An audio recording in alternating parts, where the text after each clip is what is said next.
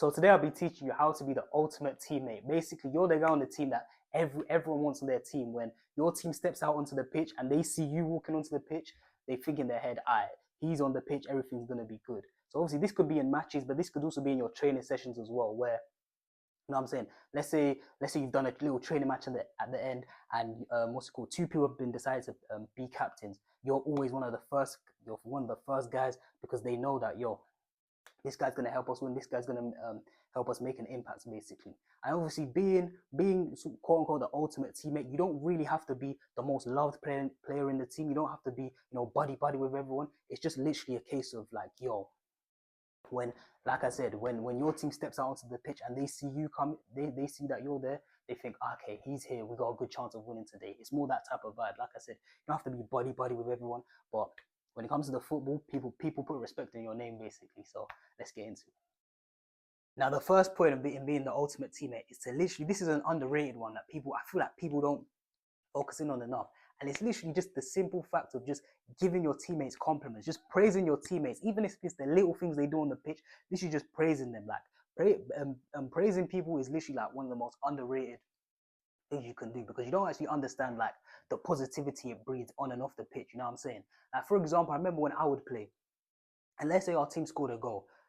Like, me personally, fair enough. Well, everyone will be like, what's called, admiring the goal or the assist, or yeah, the great goal. Maybe the guy scored, it was a brilliant finish, or the pass that another player played was immaculate, or the cross was just, it was a brilliant cross, and then the striker got to header it, and everyone's giving like the guy who crossed it the praise. But obviously, what I would do is that while we're running over to, like, for the celebrations and that, I'd always give credit to like the guy who made like an underrated play leading to the goal. So for example, it could be the guy that made that slide tackle, who won the ball in a good area, and then basically passed the ball forward, and then we ended up scoring the goal, who won the ball in a good area. Or it could be the guy who got sort of like, not the assist, but the pre-assist. Maybe he's the guy who played the ball in between the lines, played a good pass that took out like two or three of the opposition players, which allowed the guy who received the ball to basically just drive, and maybe play someone or have a shot themselves. So literally little things like this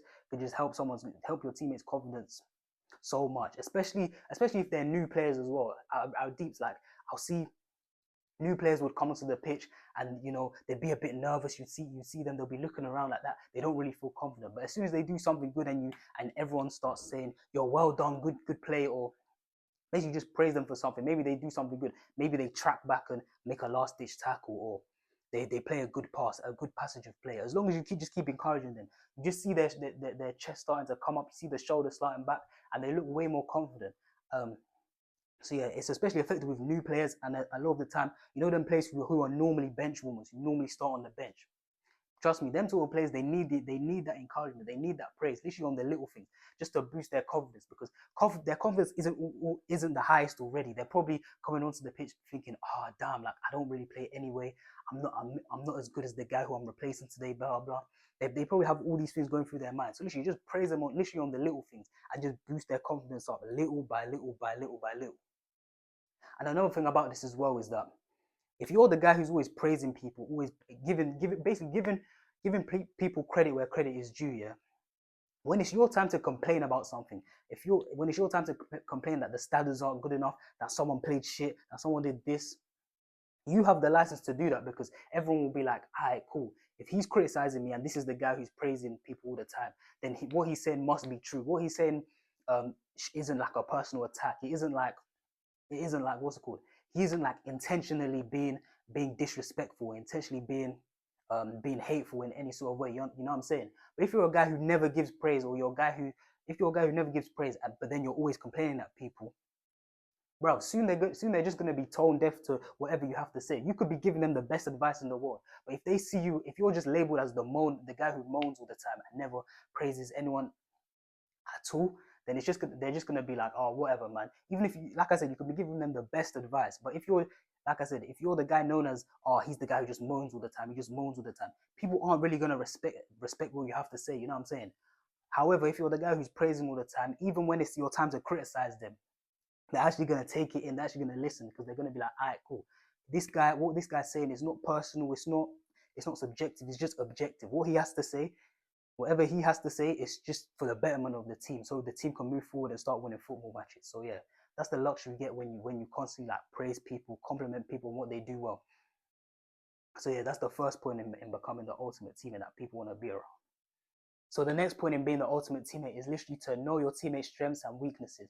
Now I'm pretty sure we've all heard the phrase, you know, when your coach says, make sure you put you make sure you add detail to that. Make sure you add detail to your passes. Make sure you add detail to your shooting or to your crosses. Whatever you do, just make sure you add detail. And this also applies in just knowing your teammates, just knowing their strengths, knowing their weaknesses, knowing what they're good at, what they're bad at, knowing where they want the ball, how they want the ball, all types of things like this. What areas they want it, what areas they don't want it, just all things like that basically. Now obviously if you're on a new team, this is gonna take a few games to like get adjusted to whoever you're playing next to. Maybe you're a centre back partnership, maybe you're a left back and a left winger, or you're a number 10 and a striker. Obviously you need a few games, a few repetitions to really know what that person likes. But what I would recommend is literally just have a conversation with a person. So for example, if you're a number 10, literally just go up to your striker, even if you don't really know each other. It's your first game together. Just ask him, yo, how do you want the ball played into you? Do you like it over the top, or do you like it into feet? Or which channel do you like? If you're gonna run it behind, what channel are you more likely to run it behind? Do you like it down the right channel or the left channel? You know, things like that. What foot do you want it on? Do you want it to feet? Do you want it on your right or your left? Just little questions like this. It just makes it so much easier. You know what I'm saying? Like the pros do this. The pros talk about this all the time, where they always go up to new teammates and always have that conversation of like, yo, what areas do you want the ball? How do you want it? What areas are you gonna be in? You know what I'm saying? So for example, it's even with like fullbacks and strikers. You always hear pros talking about let's say there's a right back and he's been assisting to a striker Bears. You always hear the right back say, yeah, first day of training, I kind of just asked the striker, like what areas does he want it? Like how high does he want it? Um, like what signal should I look out for? Like is a signal like to raise his hand? Is he gonna shout for the ball? You know, just little things like that. So it just makes it easier. So it just makes like the transition period so much easier. To be fair, it baffles me how like in what's it called in like what's it called in football in the younger ages, coaches don't tell players to do this. They don't tell players to like go up to each other and really ask each other like how they like the ball played, what's their strengths and what their weaknesses are. Like I asked my brother, and he said he doesn't do this either. He doesn't really ask his new teammates, what are your strengths, what are your weaknesses, how do you like if he's, because obviously my brother's a midfielder, he doesn't really ask his striker, how do you want it, do you like to run in behind, do you like to come feet. I don't know why people don't do this. It just makes the transition period so much easier. So I feel like coaches should really like force that upon players to go up to each other and just make each other just have a conversation and just ask each other like, yo, I'm a left back, let's say it's a left back and a left winger. Like just have a conversation, just be like, all right, cool. So when the winger comes here, I need you to drop back, or how or you might know what I mean in it. Just having that conversation just to get used to each other's games, even before you step out onto the pitch, just so you have a sort of just so you have an idea of what type of players you're playing with. Because obviously you need to know who you're playing. You need to know who you're playing with, because bro, that's how you get the chemistry rolling. That's how you win football games. So yeah. And also, like I said, you can literally just make a few assessments after a couple of games. So, for example, if you're let's say you're a right back here. Let's say you're a right back, and the right winger playing ahead of you, he's left-footed, so he likes to cut in pretty much every single time. You know what I'm saying?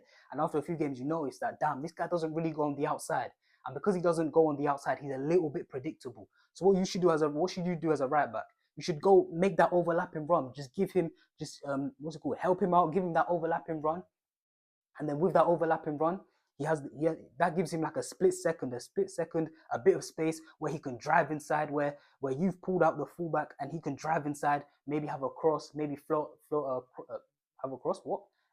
Maybe have a shot or float across into the striker. Yeah, you see this all the time with like a guy like Bukayo Saka and Ben White. Like you see, as soon as Saka touches the ball, you just see Ben White. He's gone. And obviously that creates the room. Maybe Saka can play Ben White, and then maybe Ben White will cross the ball in to like Havertz or someone. Or Bukayo Saka gets that extra sort of like 2 seconds, gets that extra yard to drive inside and have a shot. You know Saka loves that cut inside and curls it into the bottom corner. So yeah, literally just things like that. just to help your teammates out. What's it called? Just little things like that make all the difference to help your teammates out, help your team win games. So yeah, like I said, that's the second point, just knowing your teammates' strengths and weaknesses. So the last point is literally just I've spoken on this so many times, but I feel like it's actually an underrated thing, such an important thing in football, and it's literally just be the guy who takes responsibility. Now, like I said, I've talked about this best, so I'm gonna go through this one quickly. It's literally just take responsibility in terms of yo, penalty shootout, just step up for the penalty shootout because most guys are terrified. Most guys are pissing their pants in the penalty shootout. But if you're the guy who just says, fuck it, let me just step up, whatever happens, happens, yo, what's it called? Teammates are gonna respect that. Teammates are gonna be like, all right, cool. This is a guy that when things get rough, when the pressure's on, we can actually count on him. Especially if you score the pen as well. Or for example, if your team's like having a bad game, it's an important game, but you're not playing as well. Be the guy to just shout at your team and be like, yo, like fix up type thing. Like let's say there's a break in play, be the guy to what's it called? Bring your team in a team huddle and just basically say, yo, basically just say, yo, let's fix up. Like 20 minutes left, 2-0 down, but there's still time, and just basically just galvanize your team. Basically, you see the way what's it called? See the way Zinchenko and Odegaard they do all that. What's it called? They bring their team in a huddle. They start talking to guys, and then they still talking to their guys, and then every other Arsenal player suddenly look like what's it called? They suddenly look revived. You know what I'm saying? So obviously, like I said, be that guy because obviously, if you're that guy who takes responsibility, you're a valuable asset, and people are gonna look to you when times get tough, when you need a goal or something, or your team just needs something to happen. Even the little things, even if your coach says, "Yo, I need 2 people to move that 11 aside goal to there so we can do shooting," yo, be the guy who steps up. So just be the guy who steps up. Be the guy who takes responsibility. Be the guy who takes responsibility and is like, yo, I'll do this. If your coach literally just asks for something simple, just be like, yo, I'll do this, I'll do that. I need someone to volunteer in this while I'm demonstrating this drill. Just be that guy. You know what I'm saying? Like people are gonna respect you, and ultimately, these little things are gonna lead to your teammates looking um, at you to make the move, at you to take that pen, at you to make that play for your team. Yeah, when things get rough, when you're in a tight game, high pressure situations, cup finals, you know what I'm saying, league deciding matches, all of that. So if you want to be that guy, then yo, just start by taking responsibility slowly.